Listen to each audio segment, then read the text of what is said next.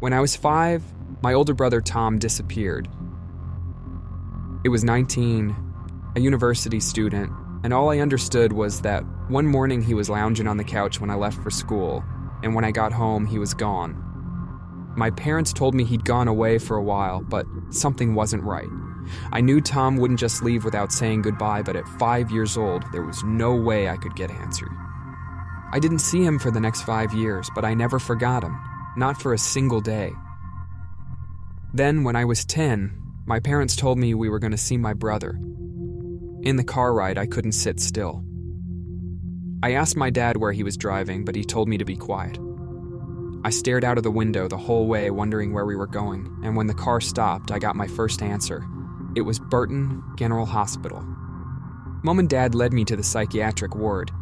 We passed a few beds with patients in them, some with grins too wide for their faces, hands and feet moving in agitation, and others lay completely still, their eyes' faces gray and empty. In the last bed was my brother. As soon as I saw him, I knew this wasn't the brother I'd grown up with. His face was lined with dirty stubble and his hair was neck. He developed a facial tic where he would snap one eye on me while the other stayed still. He didn't say much, but what he did say made no sense. I was terrified that a person could change so much, and selfishly, I was scared that whatever happened to him could somehow happen to him, could somehow happen to me too. I begged my parents to leave, and seeing how worried I looked, they agreed. As we were going, a nurse stopped us and looked at me. So I finally meet Bailey. Well, aren't you a little cutie? Tom has told us all about you. He calls you his best pal. He asked me to give you something when you came to visit. She handed me a reporter's notebook. The corners turned up and the front page ripped. Inside was text obviously written at a frantic pace and full of crossings out. At home, I locked my bedroom door and settled down to read it. When I finished, I knew what happened to my brother. The following is what he wrote in the notebook, and it explains his madness. Bailey, let me start by saying sorry. So sorry to having been early DQ. They wouldn't let me out, and they wouldn't let me visit either. I'm kind of glad in a way. At first I was hating on Mom and Dad, but after a while in here, I got to thinking they were right. You wouldn't like seeing me like this. I look like shit. I figure you're old enough to see a swear word now. I talk to myself, and I can see how that's scary for people to watch, especially for a kid like you. It would creep you out. Everything's lost for me, Bailey. I'm done. My life's over. I've got regrets and things I wish I'd done instead of pissing away all my time doing nothing. There's stuff I should have done with while I had the chance. Only I can't think of then right now because there's so much shouting in my head. One thing sticks out though, and that's you, my best pal. I'm gonna do right by you, and I think that starts by telling you why I went away. You probably remember I was at university. What you didn't know is I was flunking. I understood my lecturers and I knew how to write essays, but I couldn't be bothered. Simple as that. I've got the work ethic of a sloth. It got to a point where my professor told me to get your ass out of here.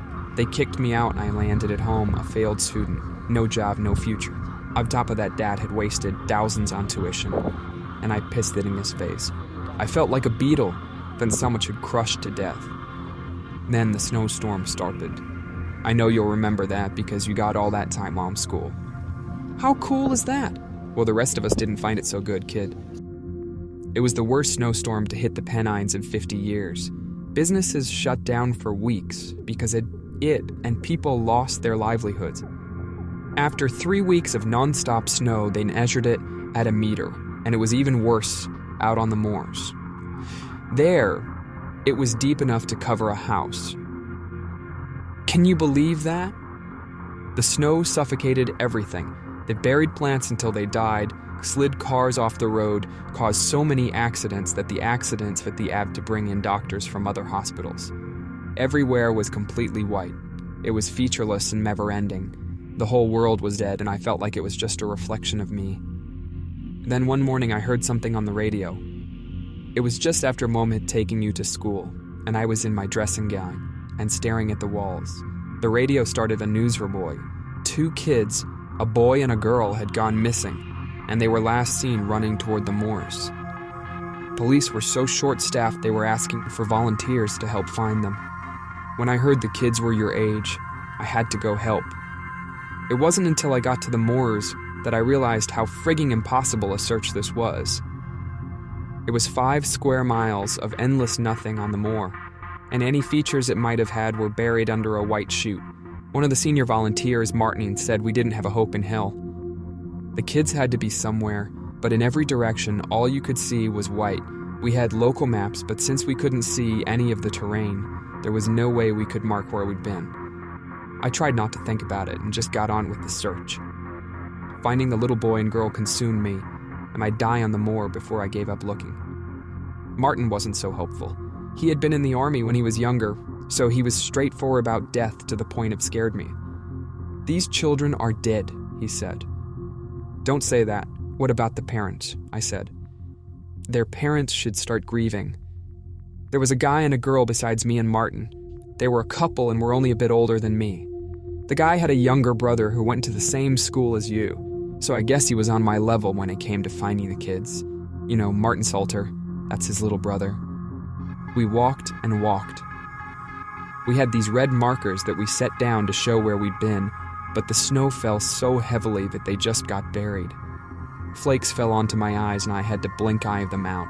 I was wearing a raincoat, but soon even that was soaked from all the snow that landed on it. The moor never seemed to end, and we walked until our legs cried. The girl was the first to stop. She threw her bag to the floor. "We've been walking for hours," she said. I checked my watch. It had been 30 minutes. I got what she was saying, though. With so little to look at, it felt like you were blind. And when you're deprived of one of your senses, time gets skewered. Minutes can twist into seconds or go the other way and stretching the hours.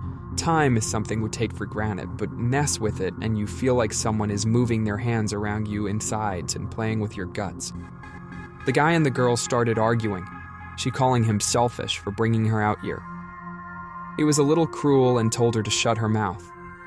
And then said, "Martin, we walked so long that we ran out of red markers." The sky was going dark, and it was then that we should have turned back. The guy was the first to say this, having been browbeaten by his girlfriend. "What about the kids?" I said. "They don't get to go home." Martin let out a long laugh, as though he was having the time of his life. Even the girl looked at him in shock. "They're already dead," Martin said. "If we leave now, it doesn't matter a bit. We'll come back tomorrow and they'll just be one day deader." I wanted to punch him. If I weren't soaked and exhausted, maybe I would have. But the truth was, I wanted to go home. I felt like the never-ending light had scorched my eyes, and I was starting to hear things in the wind. I kept it to myself, but all day I had heard the sound of laughing drift by. We agreed to turn back, but then realized how lost we were. We couldn't find a single red marker. The night chill set in and snow kept falling and buried our markers further. My mind turned sour. I thought it had probably buried the children too. The girl started crying. The guy seemed to be on the verge of tears himself and didn't know how to comfort her. Martin couldn't have cared less. I started to wonder about him. I was scared of him, the ex-soldier who was obviously deranged. Why had he even come on the search? Did he enjoy it out here in the bleak moors? No one around for miles, 2 kids missing and probably dead. I even thought maybe he'd gotten us lost on purpose, but carried on walking because there was nothing else we could do. The moon cast a dim glow, and I started to see faces in the snow. They stared at me hatefully, like they'd want nothing more than to swallow me and chew on my bones. The wind started to say my name, and the sound of children laughing got louder and louder, until I realized they were laughing at. Everyone was laughing at me. My foot snagged on something and I fell over. I looked at what had tripped me and saw a frozen finger sticking out of the snow. We dug with our bare hands until we had made a 4-foot hole. What I saw in the hole ruined my mind. It is why you'll never see me again. I looked at my hands red from my furious digging and stinging with the cold. Laughter rose in the air and swirled around me in every direction. I took a step forward and peered into the hole. Crumpled in a heap were the dead boy and girl clinging to each other in a desperate hug. Their faces were frozen into death masks,